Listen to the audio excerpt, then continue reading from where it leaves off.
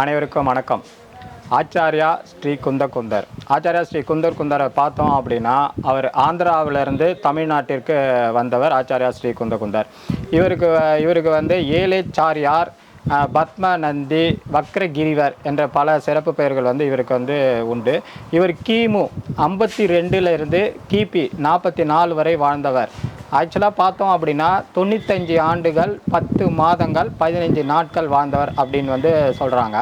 இவர் வந்து 11 வயதிலேயே முனி தீட்சை பெற்றவர் சொல்கிறாங்க. அதாவது துறவு வாழ்க்கை மேற்கொண்டவர் அவர். இன்னொன்று என்ன சிறப்புனா, அந்த 11 வயதிலேயே ஆச்சாரியார் பட்டத்தை வந்து அவர் பெற்றவர் அப்படின்னு வந்து சொல்கிறாங்க. மகாவீரர், புத்தர் இவங்களுக்கு அடுத்தபடியாக 3வது நிலையில் வைத்து ஆச்சாரியாராக வழிபடக்கூடியவர் வந்து குந்தகுந்தர் என்ற சிறப்பு அவருக்கு வந்து உண்டு. இன்னொன்று என்ன அப்படின்னு பார்த்தோம் அப்படின்னா, தரையிலிருந்து 4 அங்குலம் உயரத்தில் வந்து எந்த ஒரு பிடிமானமும் இல்லாமல் அந்தரத்தில் பறந்து செல்லக்கூடிய அவருக்கு வந்து திறமை இருக்குது, அதாவது சிறப்பு இருக்குதுன்னு சொல்லுவாங்க. அதாவது சக்தி அவருக்கு இருக்குது அப்படின்னு வந்து சொல்லலாம்.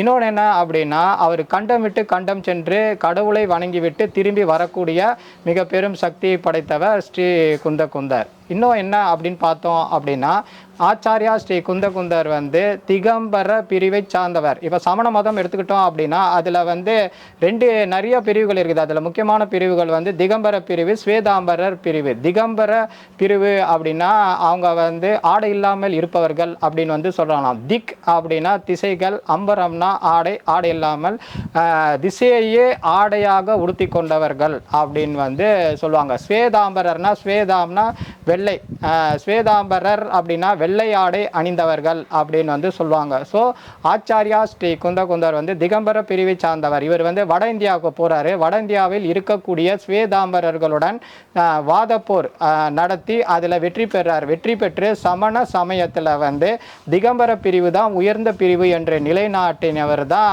ஆச்சாரியா ஸ்ரீ குந்தகுந்தர் அப்படின்னு வந்து சொல்கிறாங்க. இன்னொன்று என்ன அப்படின்னா, ஆச்சாரியா ஸ்ரீ குந்தகுந்தர் வந்து தென்னிந்தியாவுக்கு வந்து சமண சமய இலக்கிய மறுமலர்ச்சிக்கு வந்து வித்திட்டவர், அடிகோலியவர் சொல்கிறாங்க. அதனுடைய வளர்ச்சிக்கு பெரும்பாடுபட்டவர். தமிழகத்தில், அதாவது தமிழ்நாட்டில் வந்து சமணம் சமய வளர்ச்சிக்கு அரும்பாடுபட்டவர், தொண்டாட்டினார். அவர் வந்து தமிழ்நாட்டில் இருக்கக்கூடிய அனைத்து இடங்களுக்கும் சென்று சமண சமயத்தை வளர்ப்பதற்கு அவர் நிறைய விஷயங்கள் செய்திருக்கிறார் அப்படின்னு வந்து சொல்கிறாங்க. பண்டை காலத்தில் வந்து பாடலிபுரம் அப்படின்ற ஒரு இடம் வந்து தற்போது திருப்பாதிரி புலியூர் சொல்கிறாங்க. அந்த இடத்துல ஒரு சமண சமய சங்கத்தை நிறுவியவர் வந்து ஆச்சாரியா ஸ்ரீ குந்தகுந்தர். அவர் தான் அங்கே வந்து தலைவராக இருந்தார். சமண சமயத்தை வளர்ப்பதற்கு மிக முக்கியமான காரணமாக இருந்தார் அப்படின்னு வந்து சொல்கிறாங்க. இவர் வந்து நிறைய மொழிகள் தெரியும். இவர் நிறைய நூல்கள் எழுதியிருக்காரு. அதில் முக்கியமான நூல் அப்படின்னு பார்த்தோம் அப்படின்னா சமயசாரம், நியமனசாரம், பஞ்சாஸ்திகாயம், அப்புறம் வந்து இது மாதிரியான 84 நூல்கள் எழுதியிருக்கிறார். அதில் அஷ்டபாகுடம் போன்ற நூல்கள்லாம் இருக்குது. அதில் முக்கியமாக ஒரு நூல் அப்படின்னு சொன்னோம் அப்படின்னா திருக்குறளை தான் ஸ்ரீ குந்தகுந்தர் எழுதினார் அப்படின்னு வந்து சொல்கிறாங்க. குந்தகுந்தர் அந்த திருக்குறளை எழுதியிருக்காரு. எழுதி முடிச்சுட்டு அதை யார்கிட்ட ஒப்படைக்கலான்னு பார்க்கும்போது அவருக்கு நிறைய சீடர்கள் இருக்கிறாங்க. அந்த சீடர்களில் ஒருத்தர் தான் திருவுள்ளம் நயினார். அந்த திருவுள்ளம் நயினார்கிட்ட கொடுத்து அதை படிக்க சொல்கிறாங்க. அவர் வந்து அதை படிக்கிறாரு. படிச்சுட்டு அவருக்கு வந்து அது விளக்கம் சொல்லும் போது அவருடைய நுண்ணிய அறிவையும் திறமையும் பார்த்து ஆச்சாரியா ஸ்ரீ குந்தகுந்தர் என்ன சொல்கிறாரு, இந்த திருக்குறளை மதுரை தமிழ்ச்சங்கத்தில் வந்து அரங்கேற்றம் செய்யணும்னு சொல்கிறார். சரி, நான் அரங்கேற்றம் செய்கிறேன் அப்படின்னு சொல்லிட்டு திருவள்ளுவரும் மதுரை தமிழ்ச்சங்கத்தில் அரங்கேற்றினார் அப்படின்னு வந்து சமண சமய இலக்கியங்கள்லாம் வந்து குறிப்பிடுது.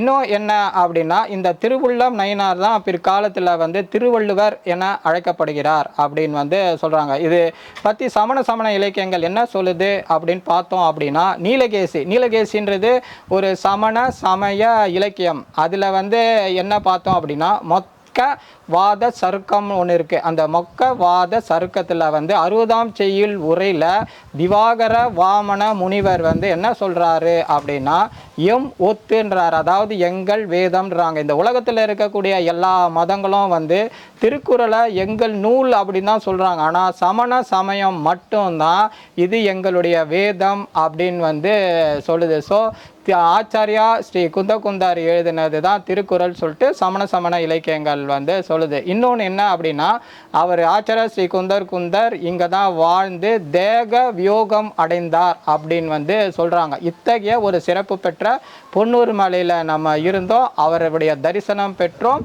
நாம் நலமுடன் வாழ்வோம். வாழ்க வளமுடன்.